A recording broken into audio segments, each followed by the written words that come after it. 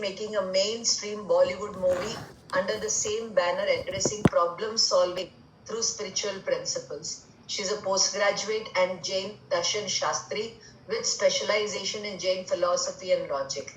She's an established speaker on Jainism. You have her YouTube, you just have to Google Swanubhuti and you have her YouTube videos and you can listen to her. She has various engagements at local, national, and international level. Currently, she's in New Jersey doing the Dasalakshan for the New Jersey Samaj. She has taught at Mumbai Department of Jainology, Mumbai for over 8 years. She's organized seminars and workshops across India for youth on relevance of Jainism in practical life. And so I can go on and on about her, but I would not like to come between you and her. And I would straight away request her to deliver her talk today for 40 minutes. Thank you, and over to Swanubhuti. That is a very long introduction, wasn't needed. Thank you, Priyadarshana ji.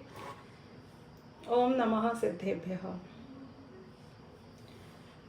So the topic today that we want to discuss about is karma. Now, if we were to just straight translate the word karma in English, what would it really mean? A karma is actually an action, isn't it? What you do is the karma. So a karma is an action. Now, as we all know, that any action has an equal and opposite reaction, isn't it? So the way it works is that whatever action I do, and the action, if it trespasses in the realm of Pudgal, which is Jad, which is inanimate, the inanimate knows only one rule, which is to every action there is equal and opposite reaction. So if we were to take a ball and bounce it, when would the ball stop bouncing? That's my question to you. The harder you bounce, the harder the ball bounces. You bounce, the ball bounces back. You bounce, the ball bounces back.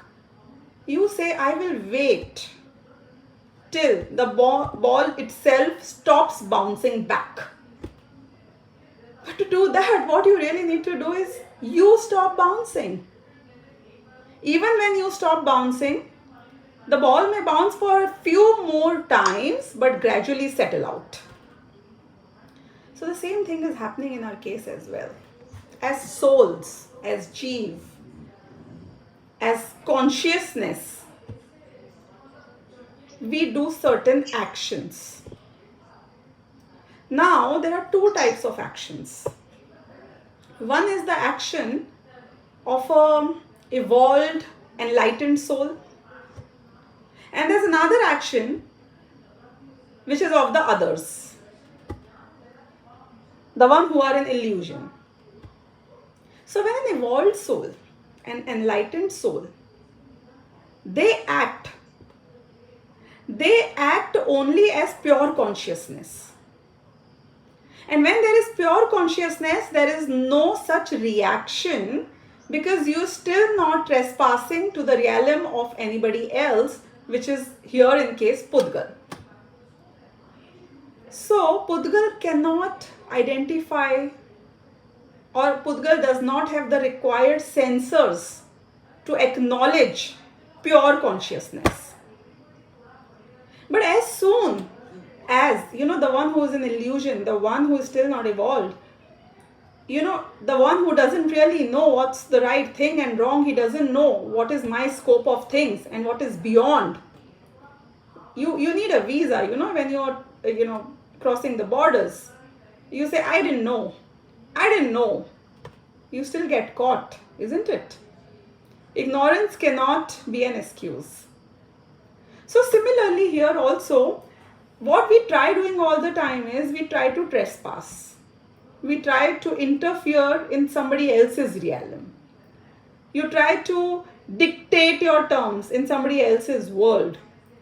And when you do that, with that illusion, with that attachment, with that aversion, when that becomes my action, you're bound to have a reaction. And that's where the jeev gets stuck. That's where all the sansari jeev are really stuck, because ignorance may be the reason, but that's an excuse. Why? Because you didn't know you needed a visa and you still crossed the border, the government can't spare you. You were carrying something which you aren't supposed to carry, and you said, I didn't know. And they say, no, this was a restricted item, it was a drug. No, you cannot maybe carry marijuana. And you're still carrying it. I didn't know, I just found a plant, I just picked it, I just kept it. Ignorance cannot be an excuse.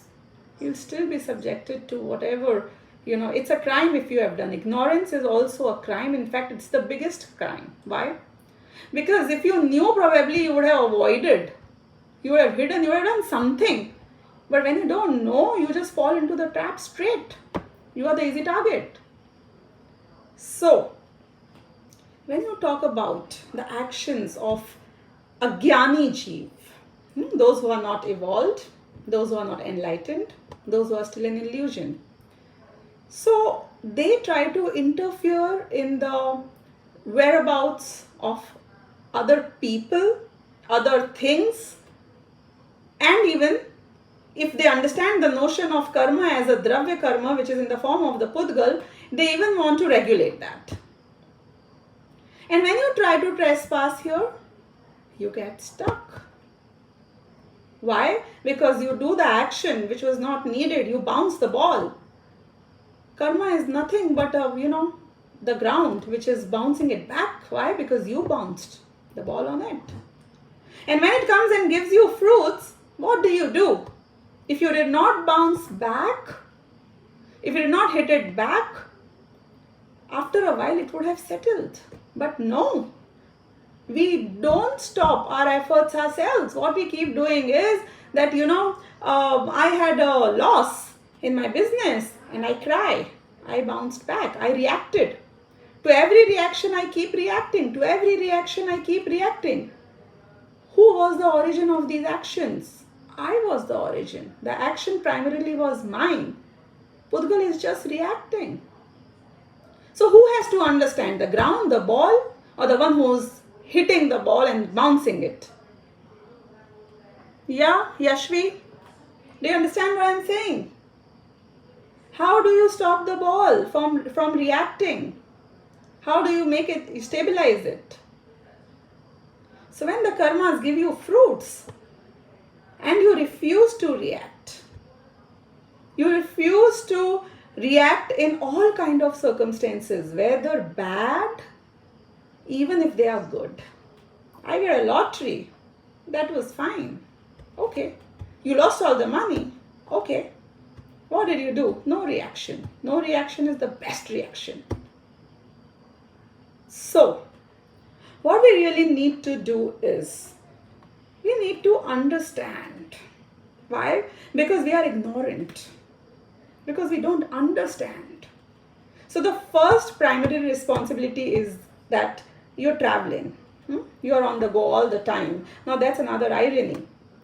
You can stay at home probably when you talk about like real traveling. But in terms of time, we are constantly traveling, isn't it? You don't stop. You sleep, but you travel. You sit at one place, but you're still traveling. In time, we keep constantly traveling. We are never static. And when you're not static, and when you're constantly traveling, you're going from one place to another, then you need to know, where are you going? Whether the place you're headed towards is right, whether you are already in someone else's territory or you are in your own territory. You need to know where you are, where you come from, where you should go. And if you don't know that, then please find the answers. Whose responsibility is it? Your parents? It's their responsibility. The government? It's their responsibility. Whose responsibility is it? It's my responsibility, isn't it? Because I am ignorant. And you know what? Nobody can make you understand but you yourself. That's the fact of life. Nobody can ever make you understand something you are yourself in denial of. And we are constantly in denial. Why? Because we know it all, isn't it? That's what we think about ourselves. You know, as many heads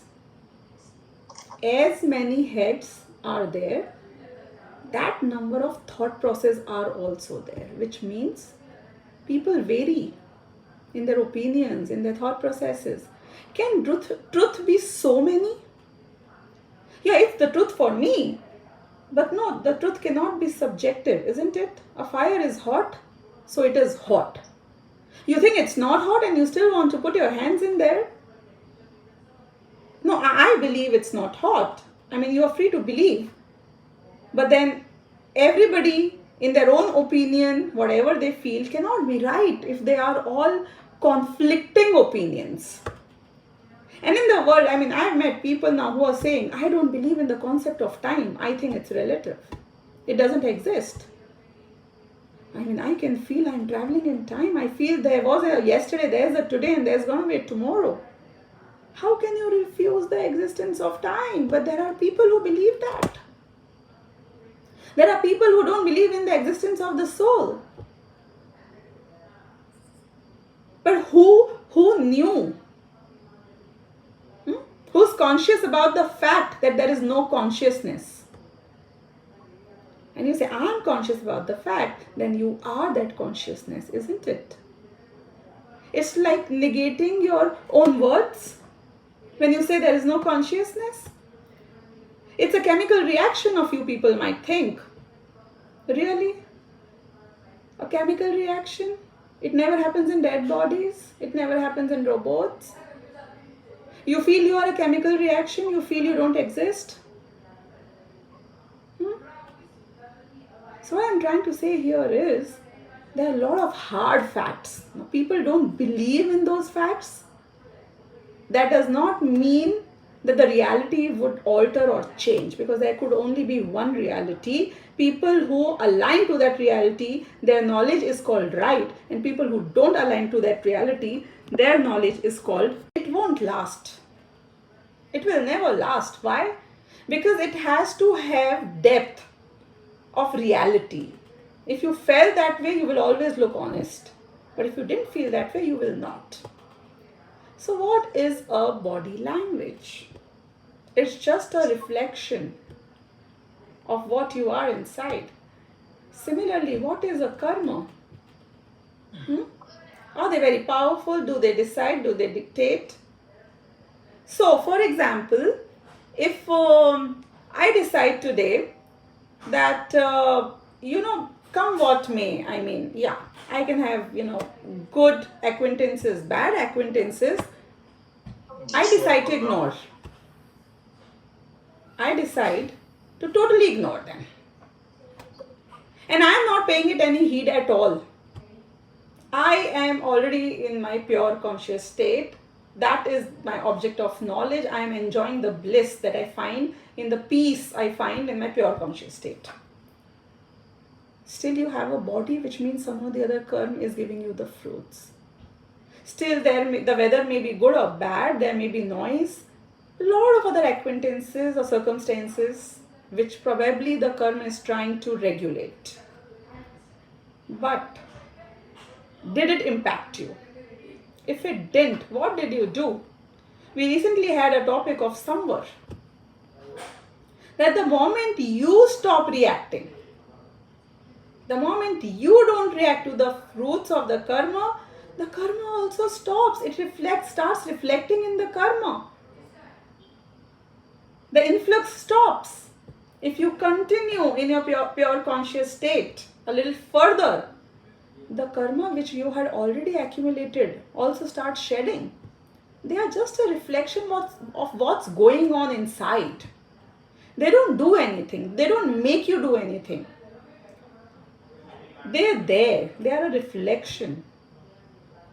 So, a lot of times we feel that karma is very strong and I need to, maintain good karma and I need to get rid of bad karma and, At times we feel that, I'm in this misery state just because of karma, but all that is not a fact. The best part of the story is that karma has no consciousness.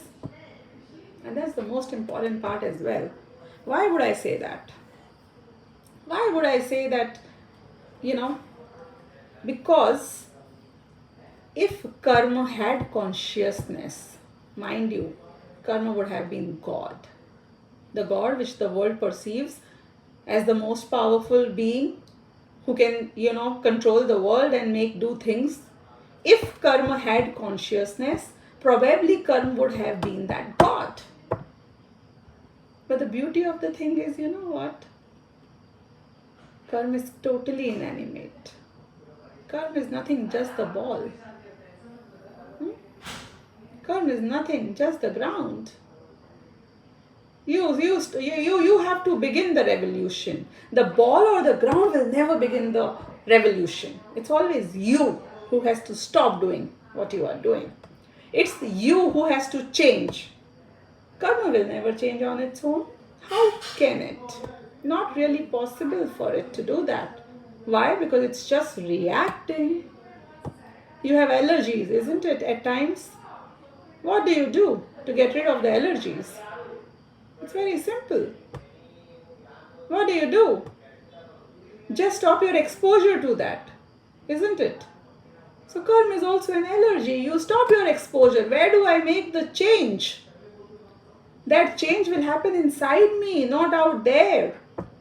And we are so foolish, rather, I would say, that we don't only focus on the karma, but rather we go all out. And if a bicycle hit my car, I get angry at the bicycle. And the man who's riding the bicycle, what I end up doing is, I start abusing that person. I maybe, if my anger is big, I may go ahead and abuse and hit the person outright there. So what do? Brahmachari Chaitanya ji, I think you are pinging me personally. I cannot actually read the messages while I am talking. But yeah, you can connect with Priyadarshana ji or Prabha ji and take my contact details. Thank you for your compliments. Okay. So, coming back to, nobody can ever compromise on my happiness. That's the fact. So if you look at our sadhus, those who have renunciated the world, how do they work? No amount of atrocities, no amount of, external calamities, no amount of any adverse situations can ever impact their happiness. Because their happiness comes from within. And where are we wrong? We are finding that happiness elsewhere. Hence, we are called the ignorant ones. So what is my true karma? What should be my true karma? Knowing that my true karma is pure consciousness. That is the right karma. And when this karma happens, that karma that you call karma, the so-called karma, the karma which is responsible for your miseries here in this world that you feel they are, they become ineffective. They are immaterial. Why? Because you give them respect. And hence they become so big and powerful. The moment you stop giving them respect, the moment you start appreciating yourself, that's the revolution moment. That's the moment you are in control. That's the moment you be as you are. You decide your own future, your destiny. And your future, your destiny is in the form of pure consciousness. Because what you need to do is just be. What you need to do is exactly what our Arihant and Siddh do all the time. They are just the observer. They just witness. That's our real karma. But we are never introduced to this karma, which is a real karma. We only think punya and papa are the karma. We only think that attachments, aversions are the karma. Good deeds or bad deeds are the karma. We only think that the karma that binds us is the karma. So we are so focused on that karma, we are so obsessed with that karma that we forget that the real karma is my natural self. Whatever I do is my karma. I do the right, that becomes my karma. I do the wrong, then that becomes my karma. So the solution is simple: do the right, and we are sorted. So with this, I think I would like to conclude my talk today, that karma is the action. The action can be in two forms: the right action, my natural action, which is in the form of pure consciousness; the action that I think I do in the form of attachment, which is not pure consciousness, which is what ignorant people do. So, when you are ignorant, somebody has to go on mute. So,